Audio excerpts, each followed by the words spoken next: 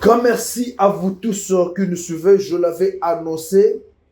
Qu'il fallait ce que fongola liboke. Batebele bofandi bozolanda biso boyebaki ke lelo oyo falaki tosoana bino toyeba qu'est-ce qui va arriver après signature ya accord politique aux États-Unis. Actualité de yango wana. Puisque ce qui accord oyo komi signé, il faut toyeba ndenge nini collaboration na biso kozala na ba pays voisins. Ndenge nini population congolaise ekoprofite et gestion ya ba M23 puisque batebele bazolo bo M23 bakokota na armée. Déjà je vous dis c'est faux bakokota na armée na biso te. Faut te ba M23 bakosuka wapi? Kabila na batu na ye bakosuka wapi? Et qu'est-ce que le Congo va gagner dans tout ça? Yango tozo beta lisolo na analyste na biso azali libanda mboka pona koyeba Congo tozo kende wapi makambo nango ekozala nini. Aza déjà en ligne na biso yende mutu tokobeta masolo ya mboka. Déjà je vous informe que le Congo va bien. Monsieur Gaston, bienvenue à vous. Merci pour l'invitation, monsieur le journaliste. Voilà. Au cours de cette émission, je sais que Linga les autres compliqués, mais moi je vais à un certain moment na boté le moment na betina Linga là pour la faciliter compréhension na ba congolais surtout. Nous allons parler bien sûr de cet accord politique, les enjeux par rapport à tous les pays qui nous entourent, le Grand Lac, et puis nous allons aussi parler de l'avenir de M23, de Corneille Nangaa et les autres, et de Ouazalendo aussi, que nous soutenons tous. Et puis nous allons voir les enjeux du développement de la République démocratique du Congo. Alors la toute première question est de savoir, le Rwanda est parmi les 9 pays qui entourent la République démocratique du Congo, et l'Ouganda bien sûr. Alors, après la signature de cet accord, comment va se passer la collaboration entre la RDC et les autres pays? Peut-être qu'ils ne vont pas participer à la signature de cet accord. Mais est-ce que ces pays-là aussi, c'est le deuxième volet de cette question?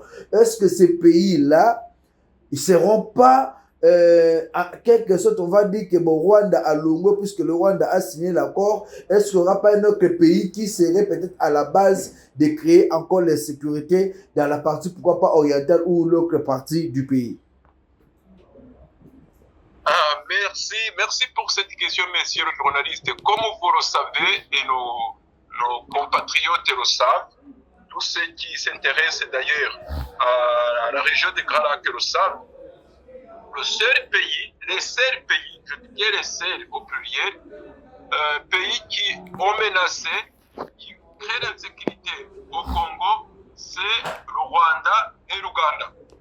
Il n'y a pas de problème avec les autres pays qui entourent le Congo, si je ne me trompe pas, il y a 9 pays qui sont frontaliers avec le Congo, mais c'est les seuls qui créent des problèmes, c'est le Rwanda et l'Ouganda. Alors, pourquoi cette insécurité dans cette région, surtout la région orientale? Comme vous le savez, et moi je le sais très bien parce que je suis originaire du Rwanda, au Rwanda, il n'y a pas de matière première, il y a zéro or, zéro coltan, zéro, il n'y a rien.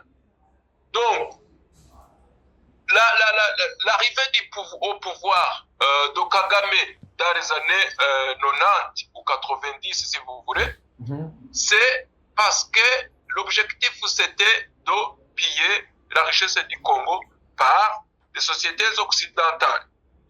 Et dans ce pillage du Congo, il fallait que le Rwanda occupe le Congo pour pouvoir évidemment le piller facilement.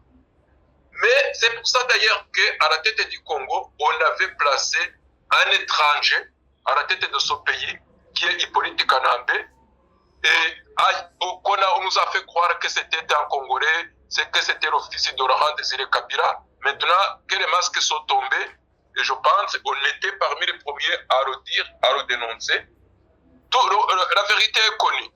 Donc, le Rwanda avait besoin, pour s'enrichir, vous savez, quand les touristes qui viennent de l'Occident arrivent au Rwanda, même ceux qui viennent du continent africain, ils disent que le Rwanda c'est un pays développé, que Kigali c'est une ville propre, clean, comme ils disent là-bas. Mais ils oublient de mentionner, ils font exprès, que le Kigali a été construit sur le pillage de la richesse du Congo et le sang des Congolais qui a été versé pour justement piller cette richesse. Je dis bien le sang congolais parce qu'il y a plus de 12 millions de Congolais qui ont été tués pour piller le Congo.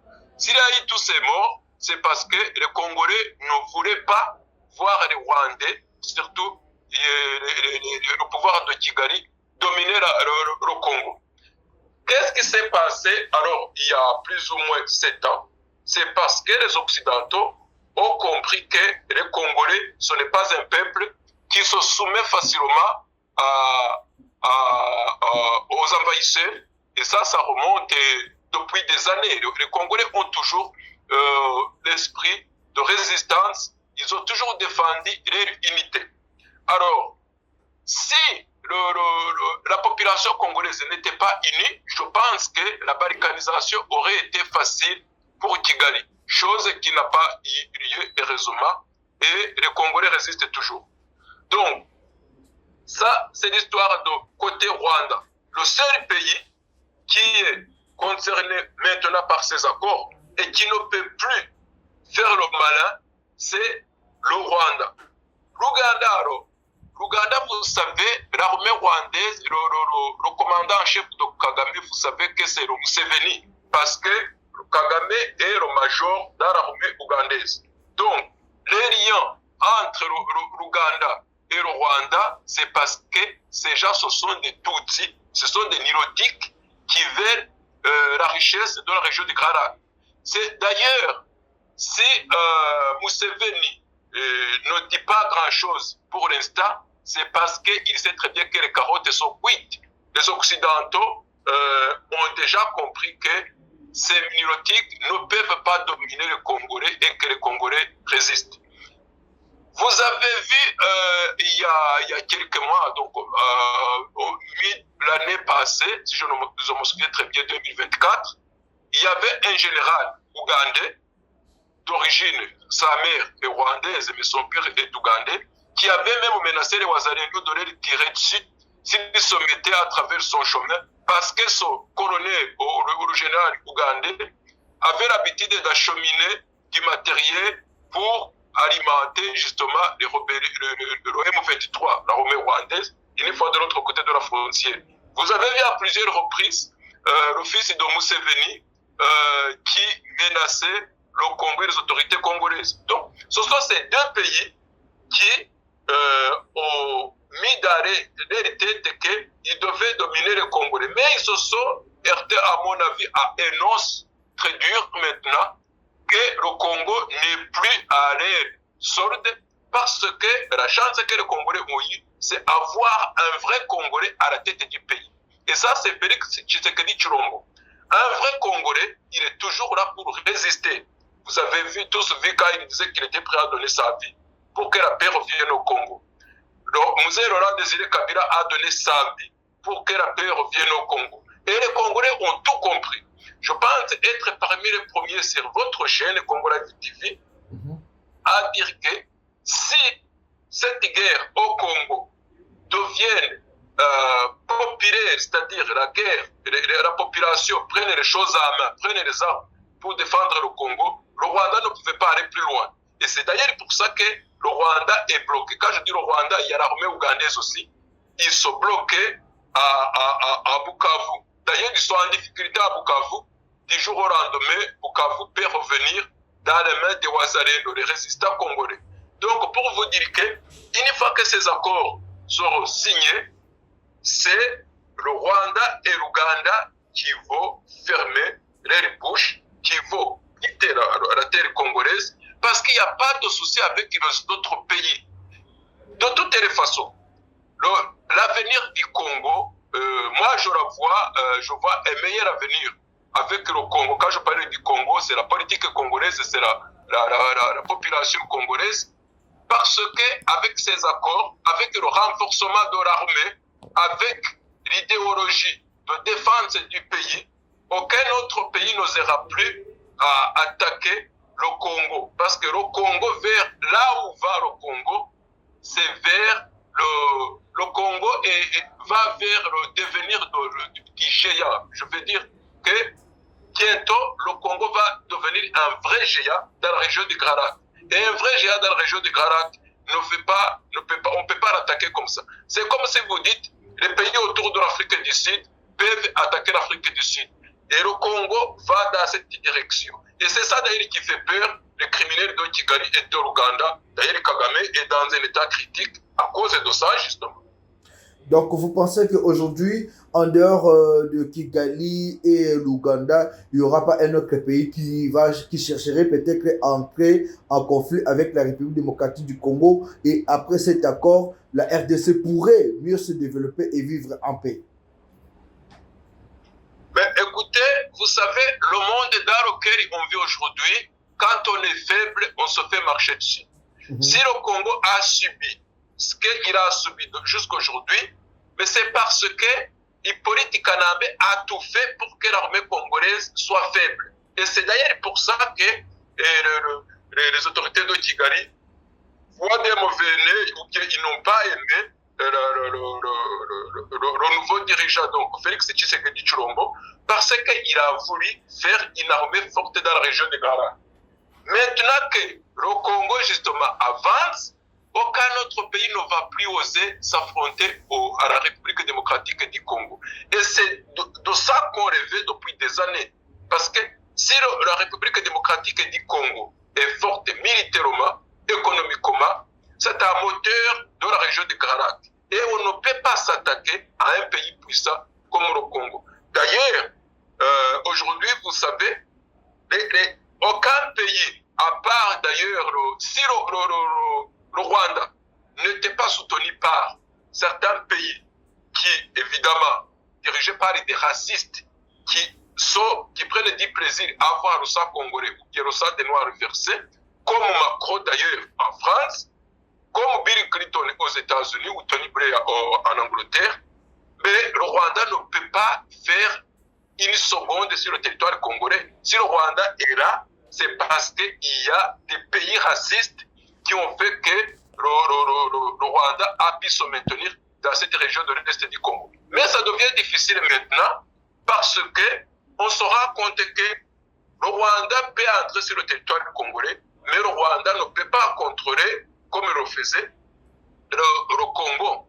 Et d'ailleurs, c'est pour ça que certains ont commencé à tourner les vestes parce qu'ils se rendent compte qu'ils ont soutenu un faible ou bien un maillot faible. Donc, ils sont obligés de suivre la politique congolaise. Ne soyez pas étonnés si dans quelques années, vous voyez la France venir au Congo. Ça se voit que le Congo va vers une stabilité. Mais est-ce que le conflit interne entre politiques vont s'arrêter? Est-ce qu'il n'y aura pas de frustrés après la signature de cet accord, vu qu'il y a ceux qui pensent que Tshisekedi tire le peigne ou la couverture de son côté et expose les autres aux moustiques ou au froid? Allô? Oui, allô? Vous êtes là? Vous m'entendez?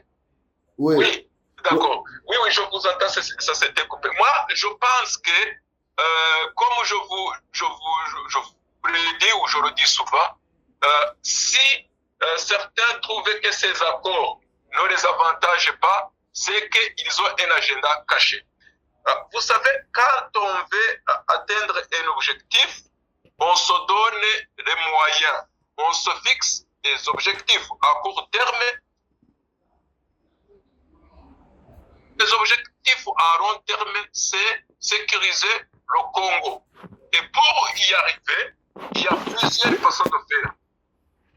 Notamment, signer ces accords avec des pays puissants qui peuvent non seulement soutenir le Congo, mais aussi arrêter de soutenir les criminels de Kigali. La deuxième chose, c'est économiquement, voir, une fois que les accords sont signés, comment on peut créer de l'emploi et à partir de ce que le Congo possède. Ici, c'est sa richesse. Faire tout pour que cette richesse ne soit pas pillée par les criminels qui vont utiliser justement les bénéfices, les dividendes de cette richesse pour venir massacrer les Congolais. Donc, les frustrés, il y en aura. Mais ceux qui seront frustrés, ce sont les gens déjà Corneille Nangaa, Hippolyte Kanambe et beaucoup d'autres, mais qui sont justement de cet acabit. Les vrais Congolais, les Congolais qui aiment le Congo, ici je peux dire par exemple, Martin Fayulu, vous avez vu quand il a rencontré la dernière fois son excellence Félix Tshisekedi Tshilombo. Ça, c'est les politiciens qu'on veut voir. Le malheur de certains Africains, c'est de penser que faire de la politique, c'est être le président. Non, faire de la politique, c'est avoir un projet politique qui tend à ramener, à sécuriser, à rendre riche la population, à sécuriser la population. Ce n'est pas forcément être président. Je connais beaucoup de politiciens ici en Occident qui sont dans la politique depuis 40, 50 ans, mais qui continuent de faire de la politique parce qu'ils ont des objectifs, ils ont des propositions. C'est ce qui devait être dans nos pays, ici en l'occurrence au Congo. Donc, faire de la politique, c'est faire passer ces idées pour que les gens qui sont au pouvoir les utilisent, ou bien une fois que vous arrivez au pouvoir, vous les appliquez. C'est avoir un bon projet pour la population. Ce n'est pas dire, si les accords sont signés et que la paix revienne, moi je suis frustré parce que je ne suis pas président. Ça, justement, c'est faire de la politique terroriste, criminelle, et c'est ce que fait M. Corneille Nangaa. Un exemple très simple. Alors, vous parlez de Corneille Nangaa, vous avez même parlé de Joseph Kabila Kabange. On en parle au cours de cette émission. Quel avenir pour toutes ces personnes-là qui sont allées se rallier au Rwanda, qui ont combattu l'armée régulière? Quel avenir même pour le M23? Est-ce que le M23 va disparaître? Ces autorités, qu'est-ce qu'ils vont devenir demain? Quelle est votre vision par rapport à cela? Alors, monsieur le journaliste, je vais d'abord vous répondre avant de développer mon idée. Mais l'avenir de ces gens, c'est la prison. La prison, pourquoi? D'ailleurs, vous pouvez me dire, oui, mais on ne peut pas les mettre en prison avant de les juger. Vous savez, au Congo, il y a plus de 12 millions de personnes qui ont été tuées. Corneille Nangaa est au courant de ça. Il n'y a pas longtemps, il y a maintenant ce qui se passe à l'est du Congo, surtout à Goma, et je vous l'ai dit la dernière fois, et on a fait des rafles à Goma et à Bukavu, et à Goma, on a kidnappé plus de 8000 personnes. Il y avait dans ces 8000 personnes, et je l'ai dit sur une chaîne qui émet depuis les États-Unis, mais anti-Rwanda, c'est que le jeune le plus jeune parmi ces jeunes qu'on a arrêtés, il avait 6 ans. Le plus âgé, il avait 24 ans. Ces gens, il est parti, plus de 4000 ont été ramenés au Congo, à Rumangabo. Les autres, de 4000, ont été ramenés au Rwanda. Ceux qui ont été ramenés au Rwanda, on n'a plus de nouvelles. Donc, il y a un mois, il y a à peine un mois, Corneille Nangaa était à Goma. Il était au courant de ça. Donc, ces jeunes qui ont disparu, plus de 4000 jeunes qu'on a rappelés de la région de Rutshuru, Buisha, un peu partout. Comment peut-il expliquer la disparition de ces personnes? Et c'est lui qui est à la tête. Il est au courant de tout ça. Donc, ces gens, ils doivent être, je veux dire, on ne va pas les tuer, mais ils doivent être ramenés devant la justice et la case de prison. Donc, pour moi, l'avenir de Corneille Nangaa, de Hippolyte Kanambe, ce n'est pas mon problème. Ils doivent répondre de leurs actes. Ils doivent payer. Parce que les terroristes, soit on les neutralise physiquement, mais si on les arrête, c'est la direction prison. D'abord, après avoir passé devant la justice, c'est pour expliquer les motivations. Mais quoi qu'il en soit, ils n'ont pas de réseau de s'attaquer à la population, surtout extermination de Congolais. Vous savez, monsieur le journaliste, ce qui est en train de se faire à l'est du Congo, c'est ce qu'on appelle l'épilation ethnique. Tous les chefs coutumiers sous la direction de Corneille Nangaa, et Hippolyte Kanambe, tous les chefs coutumiers ont été massacrés. Les familles massacrées, ceux qui n'ont pas pu fuir, ils ont été tués et remplacés par les Tutsis venant du Rwanda. Vous connaissez quand même, j'ai mes grands-parents qui sont originaires de la région de Rutshuru, de la famille de Mwamindeze. Ces gens ont été massacrés, tous massacrés. Ceux qui sont restés, ils ont fui. Ils doivent être à Kinshasa maintenant. Alors, ceux qui ont été massacrés, on ne peut pas jeter comme ça dans la poubelle plus de 12 millions de personnes sans que ces criminels identifiés ne répondent pas de leurs actes devant la justice et ne soient condamnés. Ça ne saurait pas ça ne saurait pas chercher du bien au peuple congolais, mais ça saurait promouvoir le terrorisme. Et ça, je pense que les autorités congolaises n'ont pas envie de promouvoir le terrorisme dans le Congo, dans un pays comme le Congo. Je pense donc, pour moi, l'avenir de ces dirigeants du M23, ils doivent répondre de leurs actes et puis ramener en prison. Alors, pour ce qui est du M23, vous savez, le M23, ce ne sont pas des Congolais. S'il y a des Congolais, ils ne sont même pas plus de 5% des composants du M23. C'est l'armée rwandaise.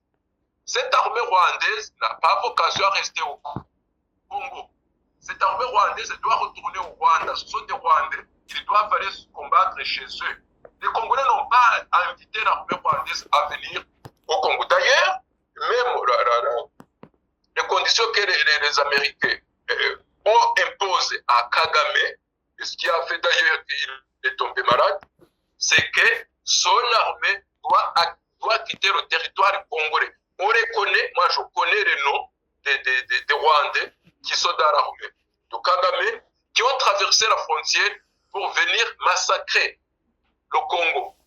À ce que je sache, le Rwanda n'a pas été invité sur le territoire congolais pour venir sécuriser les Congolais parce que les Congolais n'en ont pas besoin.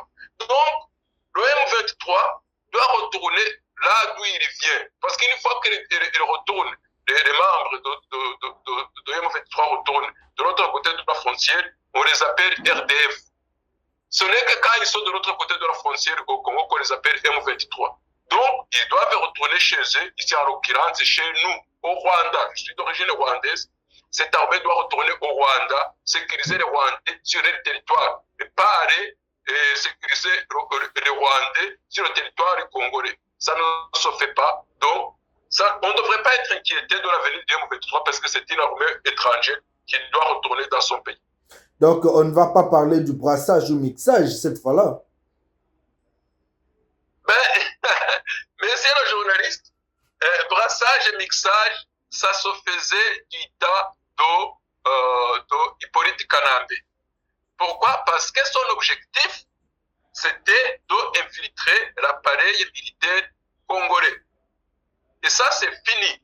Ici, les autorités congolaises, et ça, je leur dis bravo, chapeau bas, c'est parce qu'ils ont dit, les Congolais qui sont avec ces gens, qu'ils se manifestent et qu'on discute cas par cas de leurs problèmes. Ici, les Congolais, on l'a tous vu, les vrais Congolais qui étaient dans cette armée du M23, il y en a qui ont posé les armes, ils ont été ramenés chez eux parce qu'ils ont dit d'où ils venaient. Ils ont été ramenés chez eux. On a vu des témoignages. Il y en a d'autres donc, qui sont de ce M23. On a dit, si vous êtes des Congolais, vous êtes capables de dire de quel village vous venez, de votre mère, votre père, et vous nous expliquez votre souci. Qu'est-ce qui a fait que vous avez rejoint ces criminels? Donc, déjà, comme Corneille Nanga, s'il dépose les armes, il revient, on sait d'où il vient. On peut le ramener chez lui facilement. Mais c'est William Ngomanzungu. S'il dépose les armes, il va dire qu'il vient d'où? Parce qu'on vous sait d'où l'avez il appelé vient. comment? C'est pas Willy Ngoma. Donc, il n'est pas congolais, William Ngomanzungu. Je ne vois pas comment on peut faire mixage avec un Rwandais. Ce sont des Rwandais. Ils doivent retourner au Rwanda. Point trait. Ça ne devrait pas se discuter. S'il dit qu'il est congolais, il doit dire d'où il vient, et bien, on va étudier son cas. Mais plus question de le remettre dans l'armée, parce que c'est ces gens justement qui créent des problèmes au Congo. La paix doit revenir, de gré ou de force, la paix doit revenir. Donc, ces Rwandais doivent retourner chez eux. Nous, nous reconnaissons, monsieur le journaliste, ils ne sont pas congolais, ils sont rwandais. C'est comme le monsieur qu'on avait surnommé Terminator. Il n'a pas pu dire d'où il venait. D'ailleurs, quand il a été ramené à Araé, on lui a demandé s'il voulait parler, s'exprimer en lingala ou en kiswahili ou en français ou en anglais. Il a dit qu'il voulait s'exprimer en Kinyarwanda. Je rappelle ici qu'au Congo, on ne parle pas le Kinyarwanda, on parle le Kihutu est parlé. Le Kihutu ressemble, c'est presque la même chose comme le Kinyarwanda. Mais le Kihutu qui est parlé à Brisha, à Rutshuru, ce n'est pas le Kinyarwanda. Il y a que les gens de Kagame qui disaient que c'est le Kinyarwanda. C'est comme si je vais au Burundi, à Bujumbura, et je commence à dire qu'à Bujumbura on parle le Kinyarwanda, à Bujumbura on parle le Kirundi. Et à l'est du Congo on parle le Kihutu. C'est presque la même chose, on s'entend facilement, mais c'est pas la même chose. Donc il faut arrêter de... Hier, si vous regardez dans l'histoire du Congo, il n'y a pas, dans les langues parlées au Congo, il n'y a pas le Kinyarwanda au Congo, il y a le Kihutu qui est parlé. Les ethnies, il n'y a pas d'ethnie Tutsi au Congo.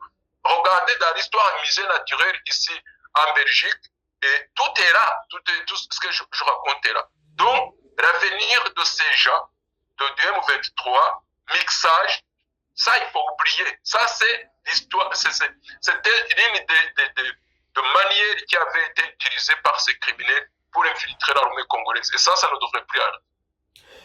Alors, c'est peut-être la dernière question que nous devons vous poser aujourd'hui. Quel avenir pour les Wazalendo? Vous n'oubliez pas que les Wazalendo se sont battus pour la paix dans la partie Est. Et aujourd'hui, ils sont presque à la porte de Bukavu pour récupérer cette grande ville qui est occupée par le M23. Est-ce que les Wazalendo doivent intégrer l'armée régulière, c'est-à-dire le FARDC? Comment on doit gérer les cas des Wazalendo qui se sont battus pendant toute cette période? Et qu'est-ce que vous en faites comme analyse? C'est une très bonne question, monsieur le journaliste. Il faut savoir que ces jeunes Wazalendo ont accepté de donner leur vie pour que le Congo vive, pour que les Congolais aient la paix. Alors, c'est la même chose ici dans ce qui s'est passé dans les années 40, dans les 40-45, pendant la Deuxième Guerre mondiale. Il y a eu des résistants. Et après la Deuxième Guerre mondiale, les résistants qui voulaient intégrer l'armée, ils ont intégré l'armée. Les résistants qui voulaient continuer les études, ils en ont profité l'État. Les États ont payé et ils ont pu poursuivre les études gratuitement. Je dirais gratuitement, mais c'est l'État qui payait pour les études. Et je pense que ces résistants Wazalendo, ceux qui veulent intégrer l'armée, ils devraient être prioritaires et on devrait leur faciliter l'intégration dans l'armée parce qu'ils ont montré l'amour, le patriotisme. Et donc, pour moi, on devrait leur poser la question, ce qu'ils voulaient. Les Wazalendo qui voulaient faire autre chose, genre faire du commerce et business, ils devraient avoir, pour moi, facilement un prêt auprès des banques, par exemple, et l'État devrait leur faciliter l'obtention de ce prêt pour qu'ils s'installent. Ceux qui veulent continuer leurs activités, il ne faut pas oublier que ces Wazalendo, avant la guerre, ils avaient des activités. Il y en avait qui suivaient des études, il y en avait qui étaient des businessmen, il y en avait aussi qui travaillaient dans les fermes. Donc, ici, je pense que c'est à l'État de leur poser, aux dirigeants de leur poser la question pour qu'ils disent qu'est-ce qu'ils veulent et l'État devrait tout faire pour leur faciliter le travail. Mais ce n'est pas le premier cas qu'on rencontre, comme je l'ai dit tantôt. Donc, il faut leur poser la question qu'est-ce qu'ils veulent et surtout, comme ils ont montré de l'efficacité militairement, de préférence, leur faciliter l'entrée dans l'armée parce que ils ont montré que c'était une armée solide, fidèle surtout, et surtout ça pouvait être une armée qui avait de l'amour envers le pays. Vous savez, il y a eu beaucoup de tentatives de corruption, notamment pour casser l'esprit Wazalendo. Mais ça n'a pas marché. Si ça a toujours bien fonctionné, c'est que ces gens, ils savent pourquoi ils se battent. Beaucoup de Wazalendo connaissent très bien l'ennemi, surtout les Rwandais qui veulent détruire le Congo. Et ces gens, c'est de l'or pour les autorités congolaises. On devrait leur faciliter le travail pour qu'ils entrent dans l'armée. Pour moi, c'est ça qu'il faudrait faire. Nous sommes arrivés à la fin de cette émission. Un mot pour le Congolais et puis pour toute l'Afrique. Alors, un petit mot pour les Congolais. Moi, je leur dirais que votre unité sans faille, votre confiance aux autorités congolaises doit continuer. Et surtout, les Congolais doivent tout faire comme ils l'ont fait jusqu'à aujourd'hui pour leur montrer qu'ils sont unis, ils sont prêts à chasser l'ennemi, du territoire congolais, parce que les Congolais, ils ont compris que l'avenir du Congo, c'est eux. Leur unité, c'est une force pour la paix au Congo. Qu'il soit le Congo de Matadi, qu'il soit le Congolais de Goma, c'est l'unité de ces Congolais qui fait que le Congo existe toujours. Vous savez, c'est depuis des années 60 qu'on a voulu balkaniser le Congo. Si ça n'a pas marché, c'est parce que les Congolais, ils ont dit non. Et jusqu'à aujourd'hui, ils disent non. Donc, je leur dis merci. Continuez. L'unité du Congo, c'est votre force. Et d'ailleurs, c'est ça qui fait que d'ailleurs les autorités congolaises arrivent maintenant à briser les rangs de l'ennemi. L'ennemi d'ailleurs dont à la tête de Kagame qui est à l'hôpital justement à cause de votre unité. Continuez comme ça. C'est la guerre, c'est long, ça prend la vie, mais vous êtes presque sur... on voit le bout du tunnel si vous voulez. On voit le bout du tunnel parce que maintenant c'est le Congo qui impose le tempo et c'est grâce aux Congolais que l'ennemi maintenant ne sait plus quoi faire. Merci aux Congolais. Voilà, un grand merci à vous aussi, M. Gaston, d'avoir répondu à notre invitation pour cette grande émission. Là, nous rappelons aux Congolais que c'est fini avec cette guerre dans la partie Est, avec l'accord avec la signature de cet accord. Le loto Kati Makambwa guerre, Kabila nanga place na bango za na prison le M23 bino boza ba Rwanda bozonga na Rwanda bokeni botonga Rwanda alors ba obaza ba Congolais boluka kosala tabilanga o wazalendo qui sont nos frères. Boya totonga mboka ensemble, tobunda pour la intégrité ya mboka na biso Congo. Un grand merci à vous tous qui nous avez suivis. Restons unis, surtout derrière le chef d'État Félix Antoine Tshisekedi pour reconstruire ce grand pays, la République démocratique du Congo, mboka o Lumumba, Mose, Kasavubu, Batikela biso. Merci beaucoup. 081 244 83 09, c'est notre numéro. Allez, Congo Live, la chaîne de l'excellence.